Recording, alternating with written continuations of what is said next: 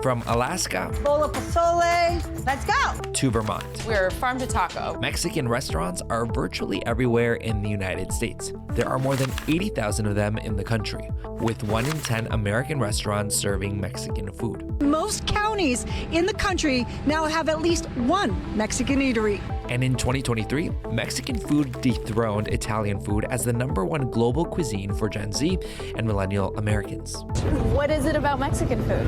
I think it's the consistency and also like the meat, how they prepare it with the spices. How did Mexican food capture the hearts of so many American consumers? Which restaurant innovation are Mexican restaurants in the US responsible for? Which state has the fastest growing Mexican food scene? And why, with all this demand, are even the most successful Mexican restaurants struggling? Now we are seeing a big difference from our last 2 years. My name is Fernando Hurtado, and this story is about the hyphen between Mexican food and the United States.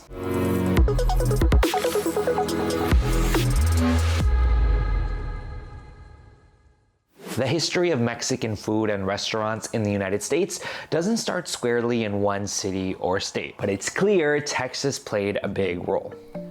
The first Americans to taste Mexican food were scouts during the Texas Revolution of 1836, according to Gustavo Arellano, journalist and author of the book Taco USA. Arellano writes that when Anglo residents of the then Mexican state of Texas were fighting for independence, legend has it that cattle would not eat the flesh off fallen Mexican soldiers because of the high chile content in their flesh.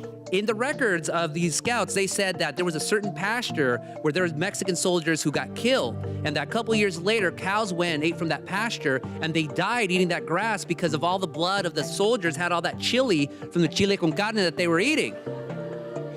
It's documented in the history books here in Texas.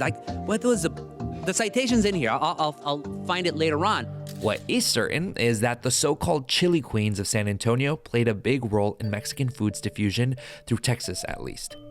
In the 1800s, as the city grew, the demand for food in public places grew as well. Chili queens were mostly Mexican women who would wake up early to sell chile con carne at open-air plazas around the city late into the night. From 1860 to 1930, they were a staple of San Antonio cuisine, known for their Mexican food and lively banter. But the chili queens' businesses were eventually closed by the city over alleged sanitation issues, but not before chile con carne became an institution in San Antonio. Whenever I'm working on a video for In The Hyphen, I spend a lot of time doing research, reading articles, sifting through books, listening to podcasts, anything I can get my hands on. But the tricky part is finding reputable sources of information, which is why I'm always so grateful when I can find one. And one of them is actually the sponsor of this video, mundonow.com. Mundonow.com is a digital platform created for the Latino community in the United States. It provides news in English and Spanish about a lot of important topics, like immigration and migration, current national and international events, sports, lifestyle, entertainment, culture, and more. Plus, and this is probably my favorite part, they have a great selection of podcasts you can listen to anywhere, like Mundo Narco, which dives into the biggest drug trafficking stories, and Crímenes de Terror, where you'll meet some of the most violent criminals in history. Visit mundonow.com or search for Mundo Narco or Crímenes de Terror wherever you get your podcasts. You can find the link to all of that in the description. All right, back to the video. It was a German immigrant who would make chile con carne an institution in the state of Texas. After moving to the Lone Star State in 1883, William Gebhardt apparently became obsessed with chile con carne from his regular visits to San Antonio. He wanted to make the dish available to more people, but it was limited by the availability of chili peppers. He found a way to grind ancho chilies, cumin, oregano, and black pepper, and in 1896, he released his Gebhardt Eagle chili powder. The powder quickly became a hit across Texas and the country, generating $1 million in sales by 1915. Years later, chile con carne, or rather chili con carne as it's called in Texas, would become the state dish of Texas. Around the same time, in the 1890s, something else was happening in another state that was also once part of Mexico, California.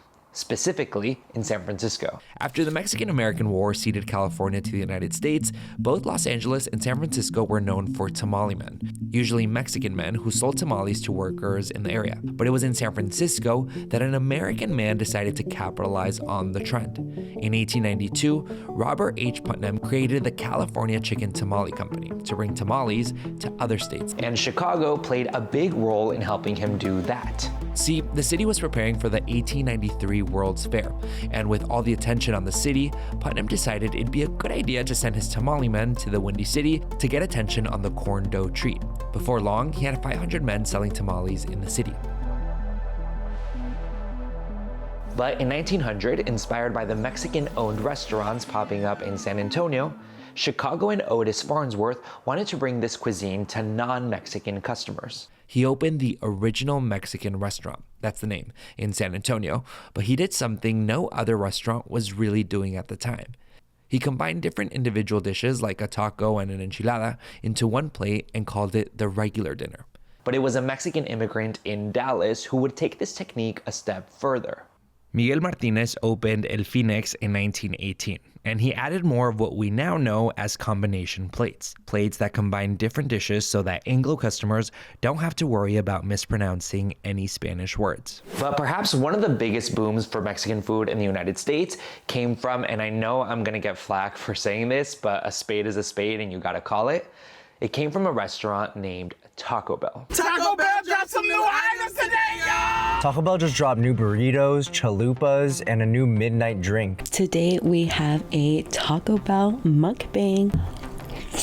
Like it or not, Taco Bell is the largest Mexican food chain in the United States, or as Taco Bell likes to put it, the largest Mexican-inspired food chain. It was opened by Glenn Bell in 1962.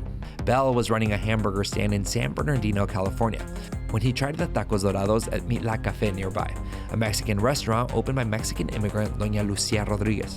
It was his infatuation with these tacos that would inspire Taco Bell's flagship hard-shell tacos.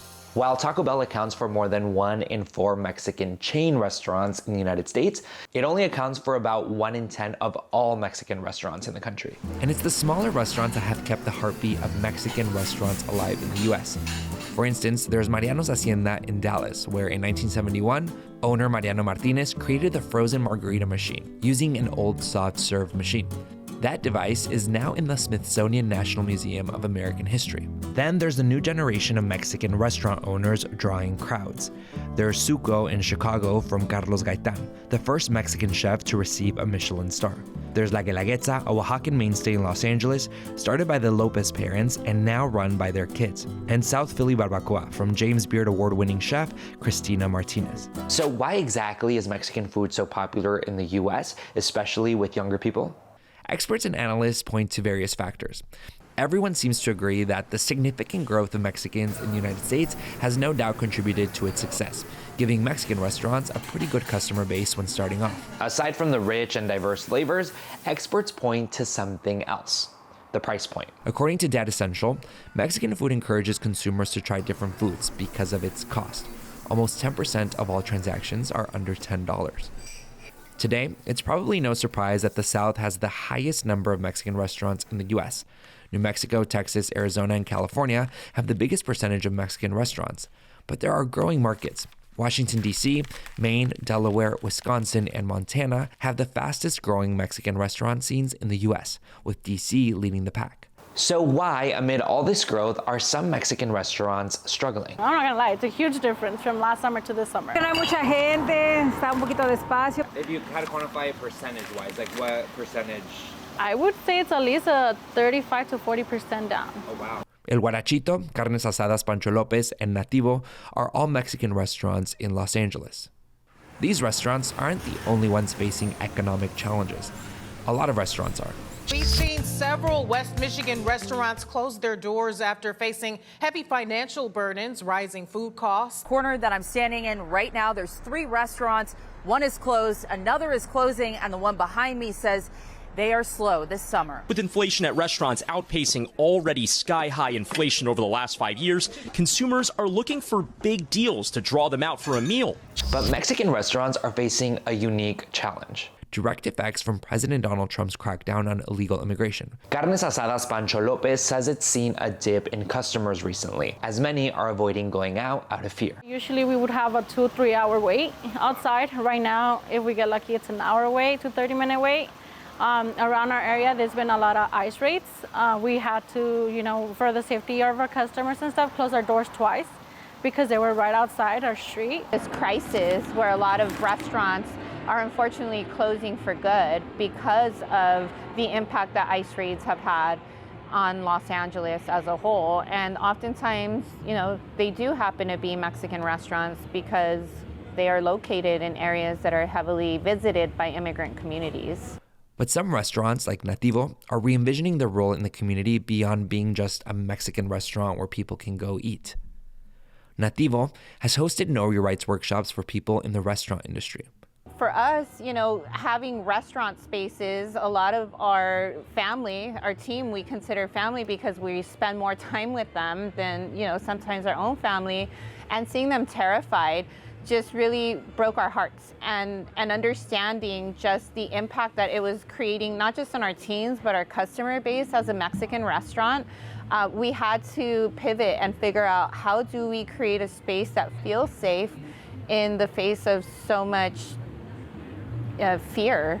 We created a space here to educate ourselves with local nonprofit organizations like Organized Power in Numbers, immigrant right attorneys to come in and share with our industry how to protect our staff, our businesses, and our communities. This is a role Nativo co-founder Corisa Hernandez says her Mexican restaurant will continue to play. The ICE raids have changed my perspective on my role as a Mexican restaurant, my responsibility to my community. I am the proud daughter of immigrant parents. I grew up and saw firsthand the immigrant experience in this country. We're here to build a better future, to contribute, to be active members of our community, and we're not here to cause any harm. So to see my community and immigrants be treated as criminals and hunted and taken out of workplaces has been devastating. To know that work sites are being targeted and knowing that in a Mexican restaurant, in any capacity of the food industry, who's picking our fruits, who's picking our food, how is it getting to the restaurant, who's preparing it, it's inevitable. Like, if you like going to restaurants, there are immigrant hands involved. And so it is our duty to protect our immigrant community, to create safe spaces for our immigrant communities, and to advocate for our immigrant community. And if we are a part of the neighborhood, if we are selling Mexican food, then I hope that you are also advocating for our immigrant rights. Thank you for watching. If you like this video, you might also enjoy this other video I made.